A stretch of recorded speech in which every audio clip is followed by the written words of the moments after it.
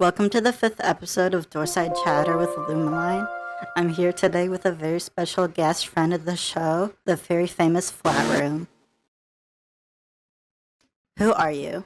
My name is Callie, and I'm from Michigan, and I make music under the moniker FLATROOM, and I've been doing it for 4 years now, to the day. 4 years to the day. To the day?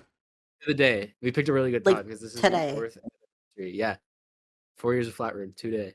That's iconic. Yeah, I do a lot of bullshit. Like I do a lot of stuff. I'm a teacher for my local community theater for the youth program. I a cashier and dishwasher at Panera Bread LLC. I am an actor of sorts. I haven't done it in a long ass time, but I am that. Yeah, that's me in a nutshell, basically.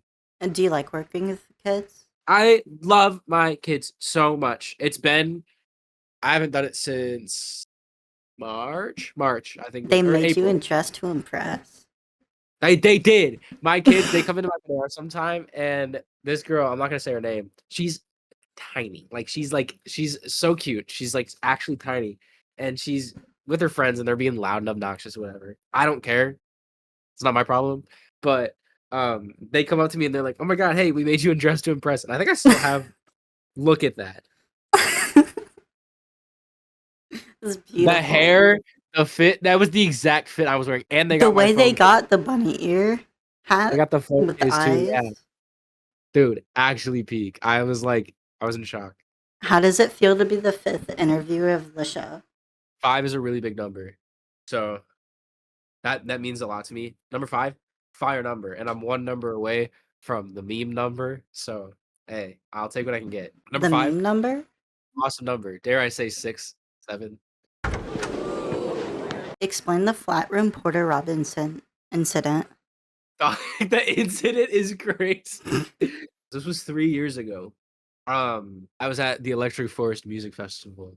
This story's been told a million times, but every time I tell it, it gets fancier and funnier. And Porter Robinson was headlining. It was my first ever festival, and Electric Forest is the craziest first festival to go to ever, just because it's not all about like, oh, I'm going to this stage to see this artist. Oh, I'm going to be at this stage. There's so much stuff that's happening at once. Like, you look over there, and there's like a giant like scavenger hunt thing going on, and then you look over there, and there's like a monument of life-size like bugs that are made out of like Coke caps or whatever. There's a thing in the middle of the forest, kinda. It's like it's in there, and it's a piano that anyone can just go up to and like do whatever for however long. I was waiting for Underscores to go on because Underscores was there for some reason. It was a very weird choice for Underscores to be there. No shame, but like, and then my cousin Brett, God bless, he's been with me through like everything. He's like, "Yo, Porter's gonna be at the piano in 45 minutes." So we book that shit. We book it so fast. We're like the first people there. So obviously, I'm not gonna let this go. So I get up on the piano and I start. I don't even remember what I do, but I remember asking the crowd, being like, "Yo, Porter's gonna be here. Wouldn't it be cool if we all like cheered like, hey, let's get him up with Porter or whatever?" And they were all like, "Yeah," for some reason. I don't know You why. started at a conspiracy. And then Porter comes out and he does songs. He plays his song "Everything Goes On" the first time ever. So technically, I'm the first person in the world to hear that song. But eventually, the crowd's like, "Hey, let him play with you. Let him play with you. Let him play with you." And so Porter pulls me up. We play an improv song. It was all right. I listen back on it every once in a while. I'm just like, oh, why did I play that note? Or why did I do that? But the experience has, you know, changed the course of my career and my life in It's so many ways. iconic. And it is very iconic. It's like I get a lot of people being like, "Oh my god, that was you."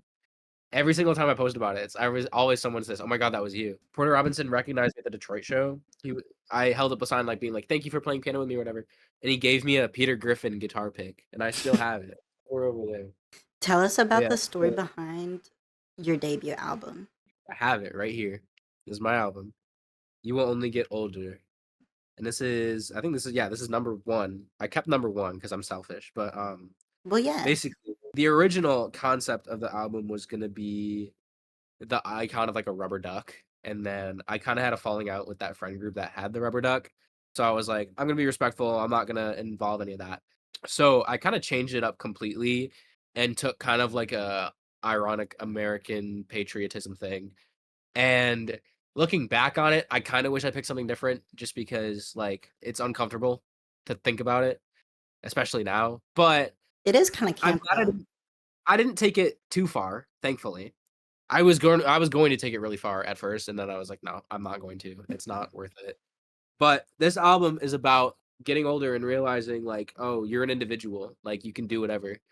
A lot of people ask me who this little red rabbit thing is, and this is Plexi. She's the fucking goat. Uh, Plexi. she works at a really shitty coffee store called like Sunshine Happiness Coffee. It's run by the sweetest, oldest Chinese lady ever. We love her. And she has this magical power to basically help people find their inner melody, and it's really sick. That's And beautiful. I was going to dive into that concept a lot further, which is where the song, the question mark song comes from. That was originally going to be like a whole concept thing.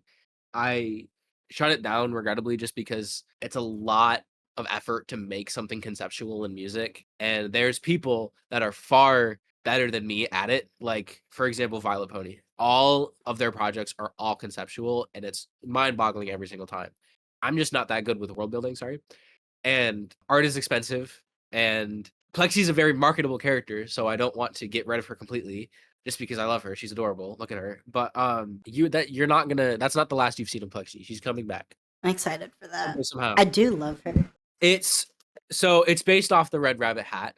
I have this friend, best friend in the world basically, named Daryl, and he is an artist, and he's genuinely like the most unique shit I've ever seen. It's like it's so gritty yet so playful at the same time. It's genuinely it's so hard to put into words. Daryl's incredible artist. Look him up on Twitter, Dweebra. They're fucking Is cracked.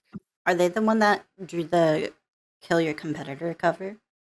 Yes, they are. It's such a They're good cover. so good. I know it's so good, and they keep being like, oh, it's okay, dude. No, it is so good. Why It is is so every good. good artist like that? I have the same thing. It's the whole imposter syndrome idea of like, oh, I could have done so much No, but better. like with like illustration, it's like right there. Like, are you That is true. serious? I can't really wrap my head around it. So we kind of came up with the design together, and we were originally gonna like do like stickers and keychains and whatever. My current financial situation, along with my financial situation back then when we were planning everything, it just wasn't a good idea.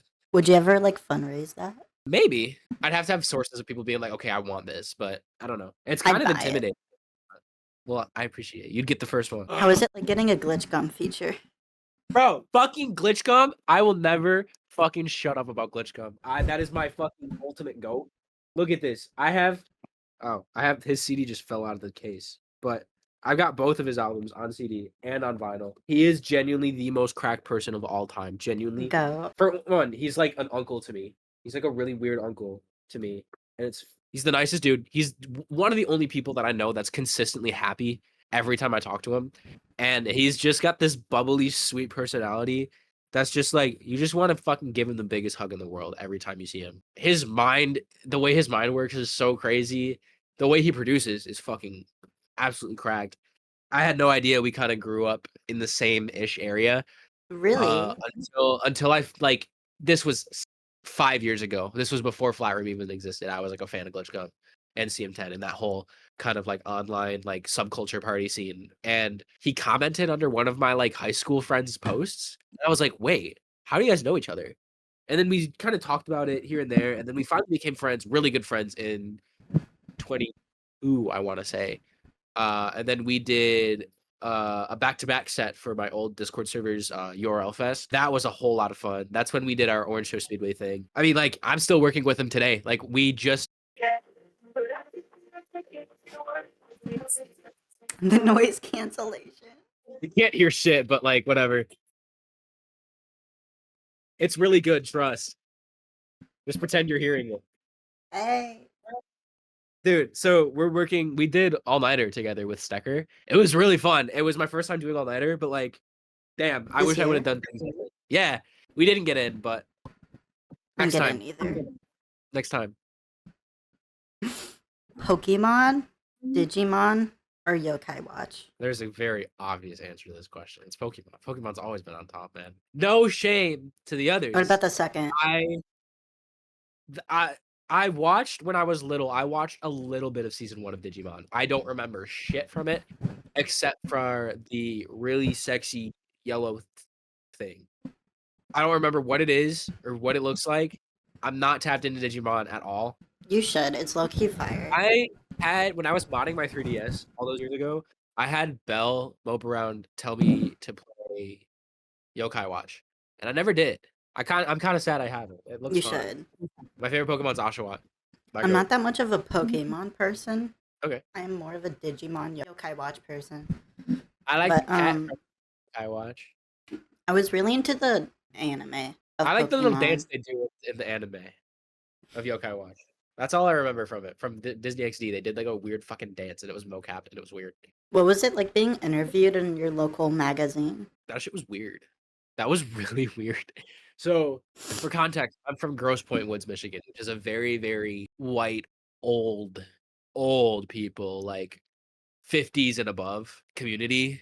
So, putting myself out there here is really bizarre because I don't really have much of an audience to cater to. Like, unless I bring my guitar to a bar and play fucking Sweet Caroline, no one's gonna really care. Here, at least. Sweet Um, Caroline's like the whitest song.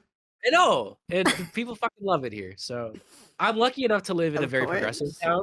So I'm glad I got to be interviewed in the magazine. The him thing in the magazine was kind of weird, but my therapist was the one who like recommended it in the first place. He was like, "Yo, you should hit up the Gross Point News," and I was like, "Sure, why not?" I got interviewed. The only thing I really got out of it was the Detroit News messaged my mom asking to like come to our house and like film like a segment. Never happened. But What the fuck? I know I'm still kind of salty about that today. But other than like a couple people at my work recognizing me from the news, nothing really happened.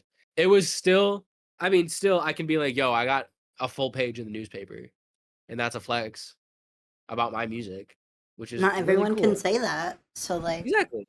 I'm not obviously it was a crazy cool experience, and I'm very, very grateful and very thankful that I get to have these experiences. I just wish I had more of an audience to cater to here. what hints can you drop about your next album or project? So I'm not working on an album right now. I'm not working on album or not really even singles at this point. I'm kind of in a musical drought. However, one of my songwriters came in from St. Louis and we wrote a song and it's fucking killer. It's the best FLATROOM song. It is the best The FLATROOM song. best. I just got to produce it. It's so good. The progression, the main thing I'm going to work on soon is a project it's a visual project. It's a 15-minute long uh project involving a projector and a professional camera and some actors and some fun other things. I can't say too much about it because I don't want to leak the That sounds sauce. awesome. But it's going to be fucking crazy. I'm gonna be playing some new music. Um, obviously playing Killer Competitor in it. Obviously that's like the big one, but it is being directed by me and my very, very, very close friend Ella Mundane, who also worked on my album. She did all the piano on it. She's wanted to do directing for so fucking long, and her fucking visions are fucking crazy, and I'm so excited to like do shit. But it's gonna be fucking crazy. I really want it to be cinematic as shit.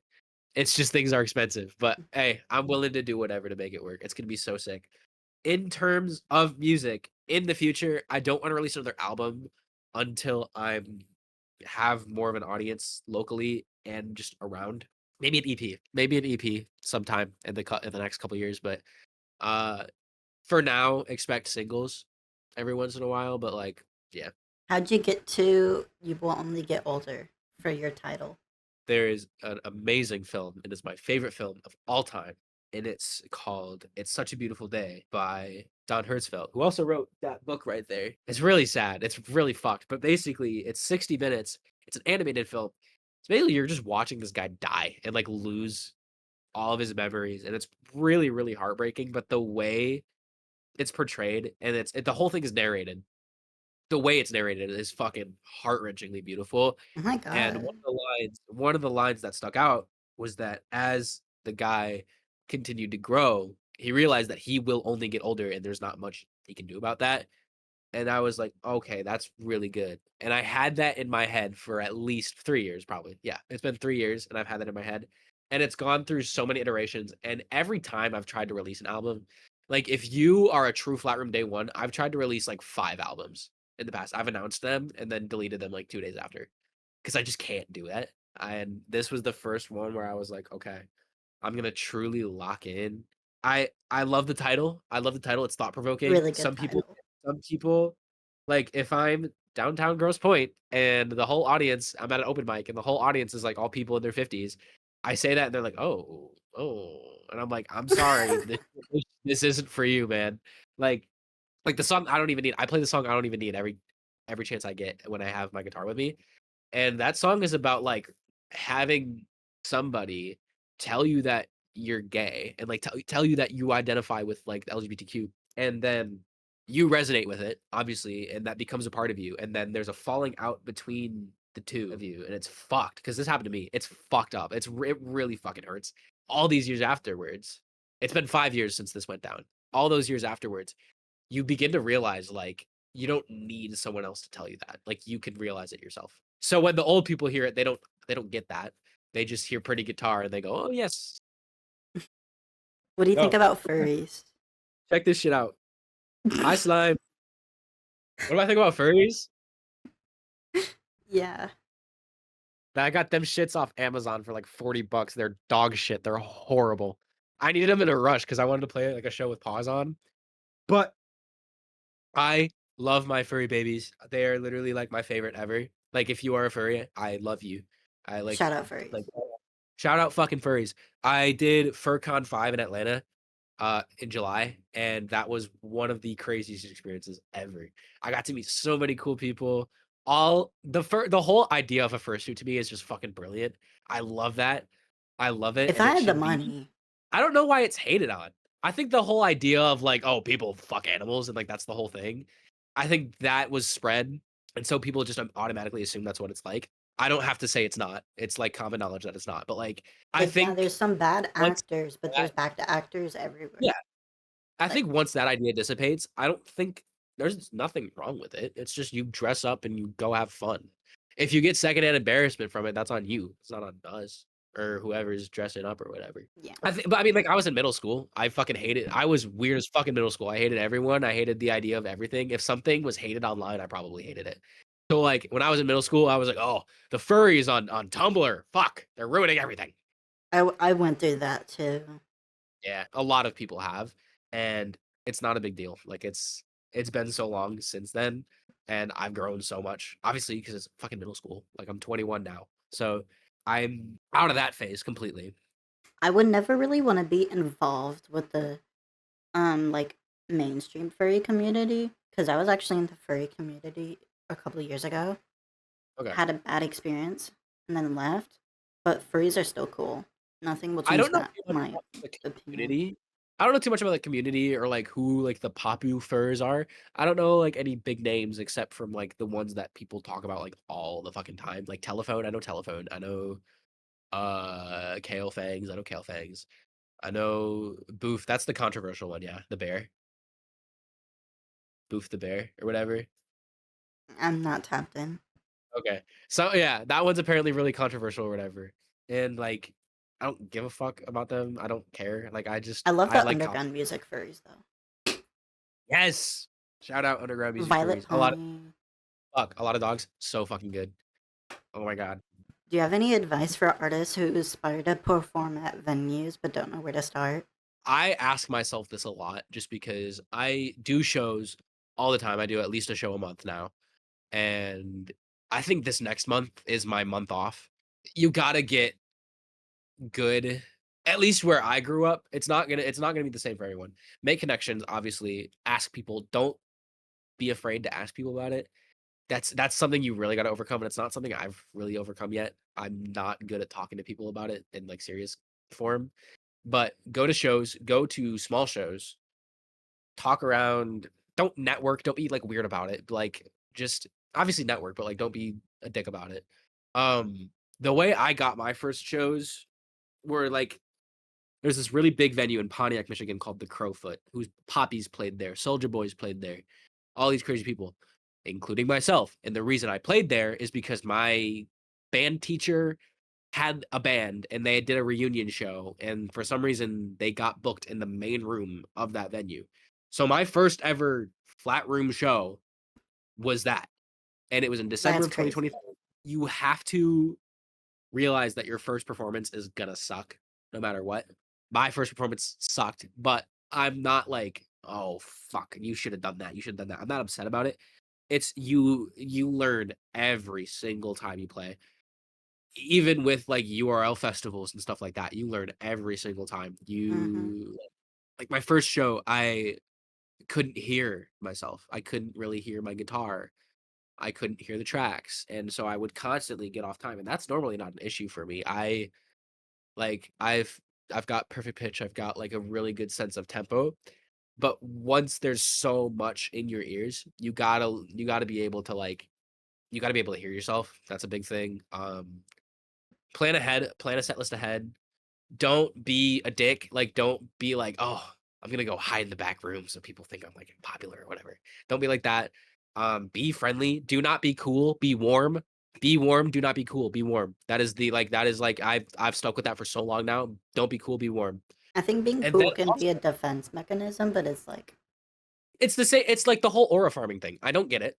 I don't understand it. I don't understand the idea of like aura farming. Like obviously, I have respect for artists that do it just because I like their music, but like it doesn't make you look cool if you're like being like standoffish and like to like your fan base. That's weird to me. And I'm not gonna name names, but fans like can be weird, but like fans can be oh absolutely yeah fans can be weird. I've had my fair share of weird fans, but like I don't know. I feel like if you are being cryptic and weird when you are talking to a fan and just being like, yeah, thanks, and then just not saying anything else, that's weird to me. I tend to like when someone it's happened a lot for some reason, but I've had plenty of people come up to me and like recognize me, like out of nowhere. Like I was at a pride parade and someone came up to me and was like, "Hey, are you Flat Room?" I was like, "Oh my god, yes. Yes, I am. Thank you for coming up to me. How are you?" And they're like, "Good. I love your music." And then they just ran off. You know, just be warm, be nice, be yourself. Be yourself. That's the number one thing. Like if you are gonna put on some like fake ass shit, don't even bother. Be yourself. Say that your music is weird. Say that your music is interesting. Get involved with the like the DIY kind of aspect of it. Like find DIY venues and say like, hey, maybe I can host a show there. Get your name out there. That's what you got to do. Is just get your name out there. Put out music. Advertise yourself, even locally. Like, yeah, advertise yourself. explain your relationship with happy tree friends.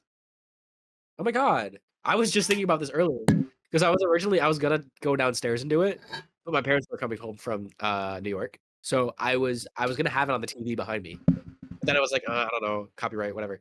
So Happy Tree Friends, I had a friend at the time. We're still mutuals on TikTok, I think, but they were kind of like introducing me to it, and from a standpoint, like I never watched it when I was little. I wasn't like traumatized by it or anything.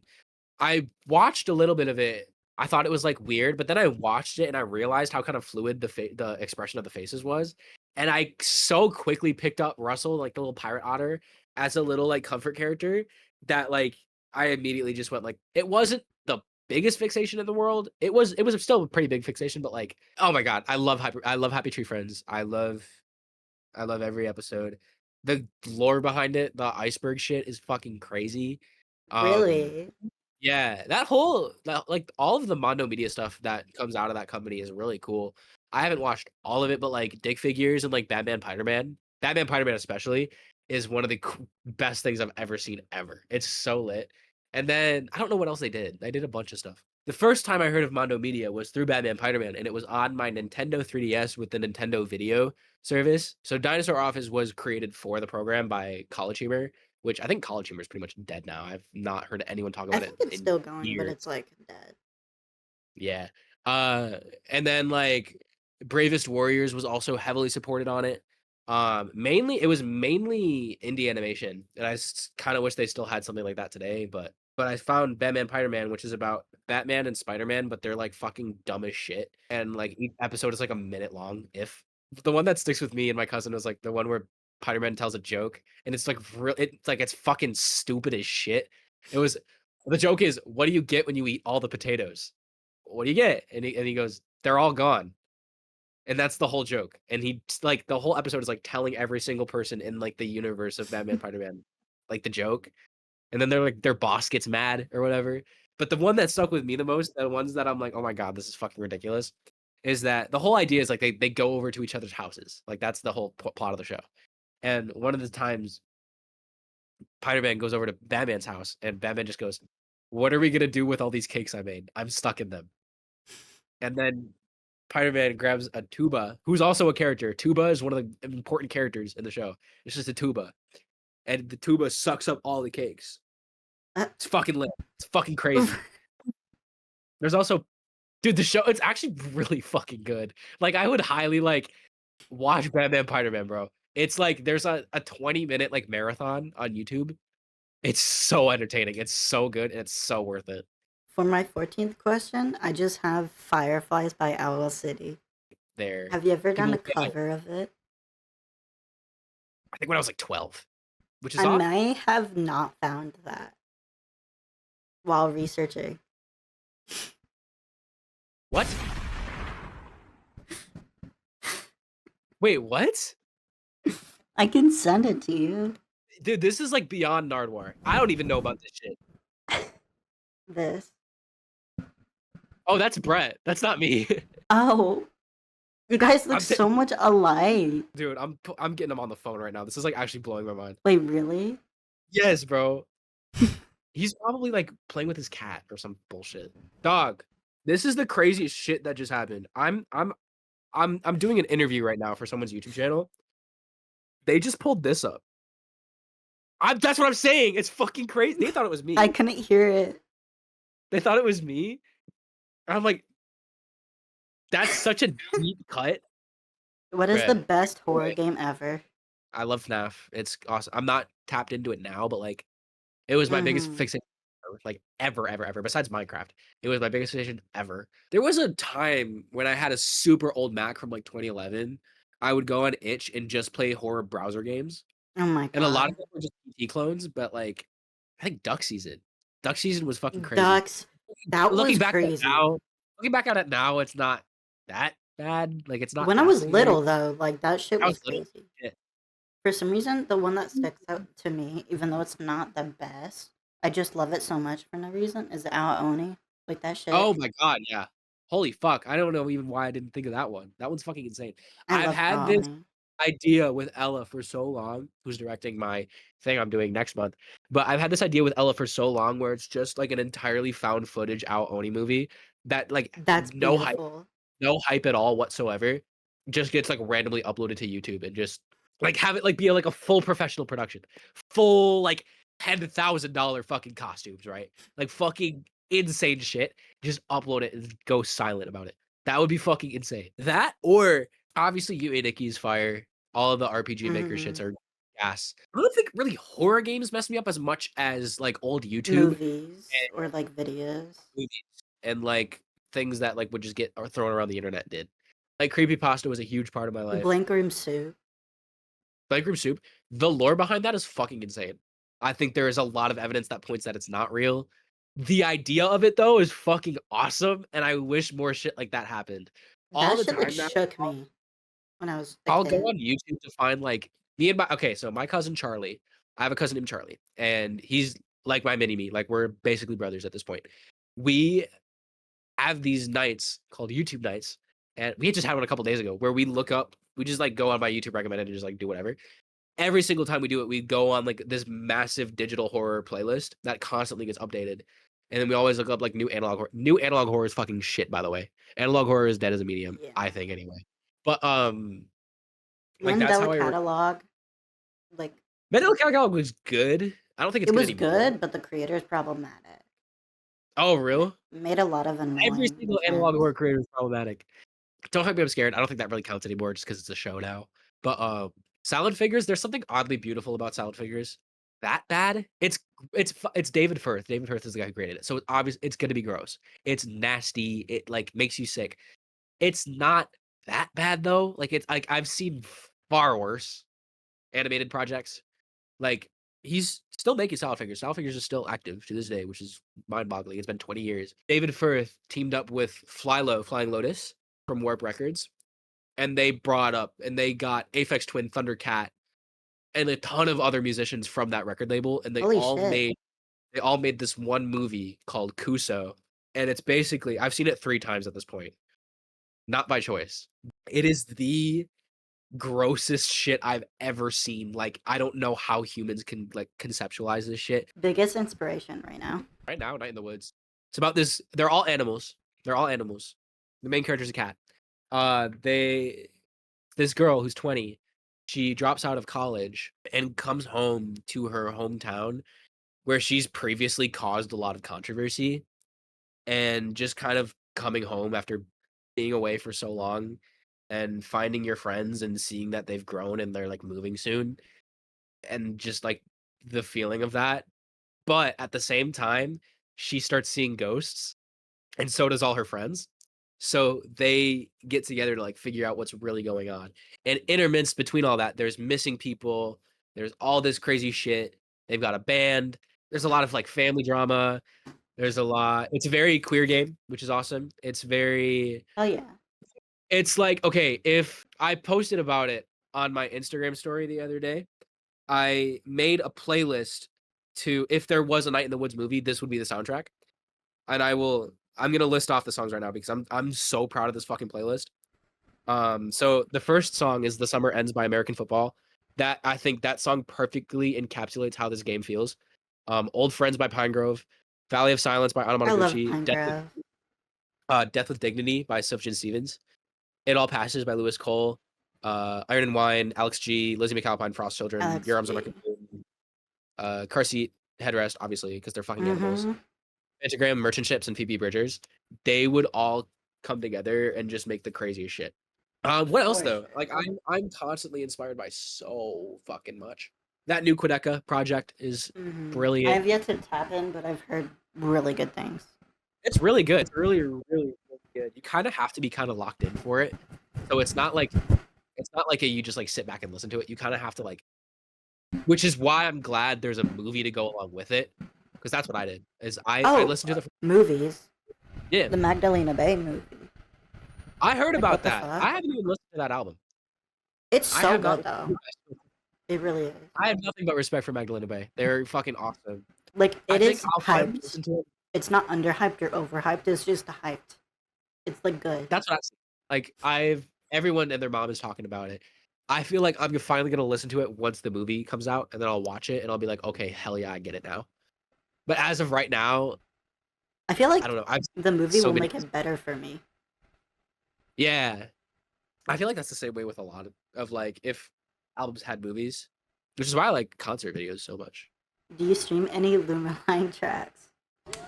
Hell yes, hell yes. Streaming the line. I would so recommend you try to do horror shit though. I have Like, so it many is so ideas. fun. Ella's like the true horror master. Like the way they like talk is just fucking like. I feel like I'm talking to like Rob Zombie or something. What is your dream collab?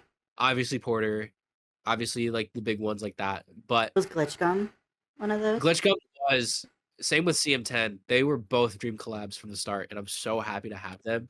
Like, oh my god, like dream collab Porter Robinson. I think my left field one would be Dolly Parton. I am obsessed with Dolly Parton. I love Dolly Parton. I always will. My She's sister fucking loves her. insane. She's so good. I would love to collab with a K-pop group. I'm not even super tapped into K-pop, but like Me too. a New But, Jeans like, collab would be awesome. I know saw it's like the popular choice, but I love Cat's Eye.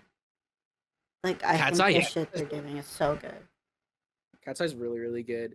I think if I The new saw Blackpink. that's true, yeah. I have not listened to that yet, but New Jeans was one of those albums. Like I bought one of their albums at Target without knowing what it was. Then I listened to it, and I was like, "Holy shit, this is fire!" Old school style. Just buy it and listen. Oh yes, No. oh yes. J Hope. What's the biggest hot take you have right now? Mine is that Labubus are overhated.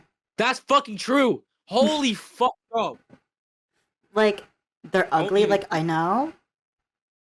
Like, that's kind of like, it's kind of camp. Like, that's the point. dude. Like, I yes, I don't like the overconsumption of it all, but This is so sick to me. This is so cool that Beijing kind of has their own like little Disney World.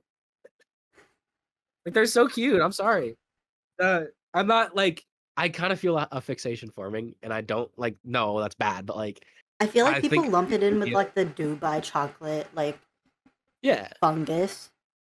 But it's like, Dubai chocolate is fucking nasty. By the way, that shit looks fucking foul. yeah. Jordan But Tusk. aside from Labubus, what's your biggest hot take? I'm not big into Lana. I've never really have been big into Lana. Me I don't know too. shit about her. Like I don't know like if she's done anything bad or anything. I just don't really like I just don't like the way she I've sings. I've heard little I've heard mixed things, but like that's I sprinkles hear mixed things that about like she's every. problematic, but I don't. I'm not gonna speak on that. When I saw Alan Resnick, he did like this huge speech on generative AI, and it was very, very informative, and I learned a lot from it. Obviously, generative AI is very harmful to the environment and harmful to artists and harmful to jobs, but at the same time, not all AI is bad. It can It's a help people. tool. It's just being used for evil, like Exactly. Yeah, it's a very tool. You just primarily. use it for the right things. That's like using a hammer to beat someone's skull in. Like that's bad. Don't do that. If you want to pound a nail in, fucking go for it, right? Not all AI is bad. There's a lot of it that is bad. Not all of it's bad. I think the idea of going to a thrift store just to sell things on Depop is fucking ridiculous. Thrift stores Yeah, are there for a reason. Um, it's not the worst thing you could do to make your it's living, not the but it's like worst thing, but it still kind of is like, I got this off Depop. This shirt. oh fuck yeah, Depop. I shop on Depop all the time. I Mm-hmm. have clothes in my wardrobe that I'm gonna sell on Depop just because it's all like artist merch that I don't wear. Will you ever come to Indiana for a show? Maybe. I Nothing haven't not. happens here. That's what I get from Indiana. No shame to the state, but I Indianapolis, anything outside of that is just like corn and racist people. craziest state ever is Tennessee. I don't think you can get any crazier than that. Like Pigeon Forge in Gatlinburg. Isn't Knoxville in Tennessee? I think so. I was just in Knoxville. That's what's It was up. crazy. I was in Nashville for the Shersha Dream show because me and Glitch come Really? to How next. was she live? Dude, oh my fucking god. Cat is so fucking good. Like, if you have the chance, I think she's on tour right now. Go see her. I'm so serious. Please, whatever you can, go see her. What do you think of this cat? That's a fucking rabbit, not a cat. What do you This is think a of little it? brain teaser. It's good. It's very. It looks okay from here. It looks like it's a model that's on an iPhone that you're like showing me in 360 view.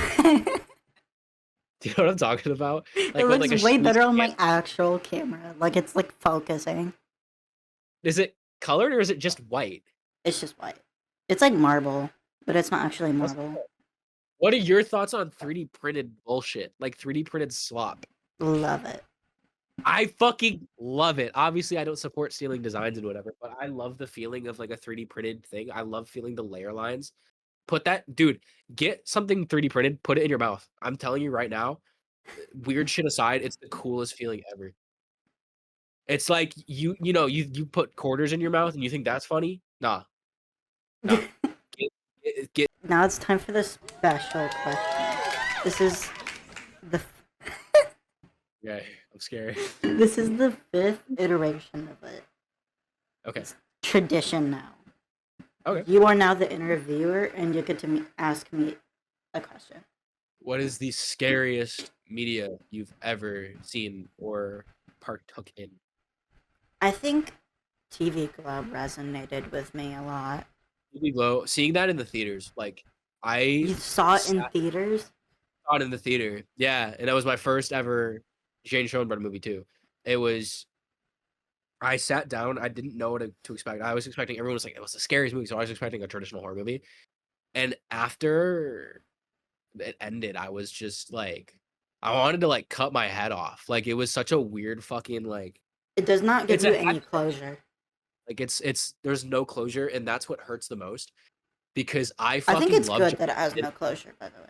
But it's I like, fucking love Jack Haven, and not having like a big final scene with Jack Haven near like the very, very end was kind of like, oh man. But like, holy fuck, that ending where he's like apologizing and shit, that resonated with me so much. I had to like sit in my car for like a good 2 hours before I left. of course, it's Like, like a big trans movie, but it also like resonated with me as like neurodivergency.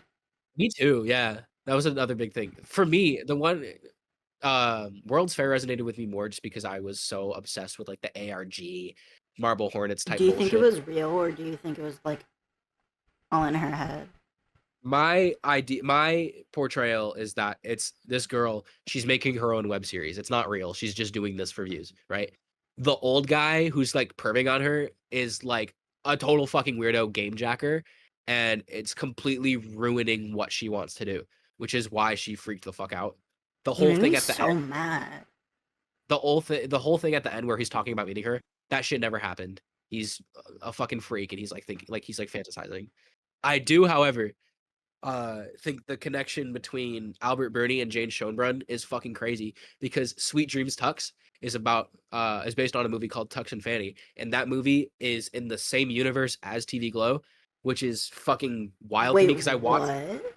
it's okay, that's a very loose thing because it doesn't have like the same characters in it. But there's a scene in TV Glow right when the show The Pinko Pig is about to start, where they're watching this really fucking weird animated show, and the really weird animated show that they're watching is Tux and Fanny. Holy And shit! so I did research on it, and it turns out that there's like two whole fucking Tux and Fanny movies with a third one on the way, and they have become my favorite movies ever. They are genuinely so good. The first one is free on YouTube. It's Okay, it's like Whatever. reading Calvin Hobbes for the first time. It's like it's not a sad movie, it's not a scary movie. There's moments of sadness and there's moments of fear and there's moments of like basically so the whole plot of Calvin and Hobbes is that Calvin is like this crazy like he's 6 years old. He's got all these fucking theories and all these metaphors and shit. And Hobbes the tiger is just kind of like this big loaf, big like oaf and like just whatever. It's the same thing with this where one of the characters is very philosophical, the other one's just kind of like, yeah, whatever. But when the other character, like, there's a scene where he gets taken away by a huge bird. The character begins to become philosophical to cope with the fact that they're not there. And that was just like, oh man, fuck, that's really sad. But it's like a bittersweet sad. I don't know. But About yeah, I think the only answer is like maybe TV Glow, recent that's times. Not because it's like it's scary, but not in the traditional I sense. get you. It's scarier if you have that lived experience because it's Yeah. like I you've remember been through that horror. I showed it to my mom and dad and they didn't get it. And I told them about the whole trans thing and they were like, I didn't get that at all. And it was because, and like, I'm looking back, I was kind of upset about it, but like looking back, I was like, I don't know why I should be upset at that because they didn't live through that. You know what I mean? Like they didn't live through the queer experience, so they don't. I resonated with all the yelling. Like that was like, Yeah, me too. Y huh? Suri, my favorite brand of microphone. Y Suri. I use this to record all the hits. It was $10. Anything you want to shout out? All the music in the scene right now is awesome. Uh, Go to local shows. Make friends. Camp Boneyards soon. That's exciting. Yeah, man. Like, there's so many artists I could shout out. I'm not gonna pick any names just because there's so many. But oh, shout out Coldplay. They're kind of a small band. I don't know. Um, yeah. Thank you for having me. This has been a blast. This has been super super fun. I would love to do this again sometime. Stream, you will only get older. Doorside chatter? Is that what it says? Yes, it's the Okay, name of the show. Because I I'm finally read it. by the door. And we're You talking. are by the door. That is true. Holy shit. I'm Thank you still once waiting for someone to like pop in the interview, and they're also by the door.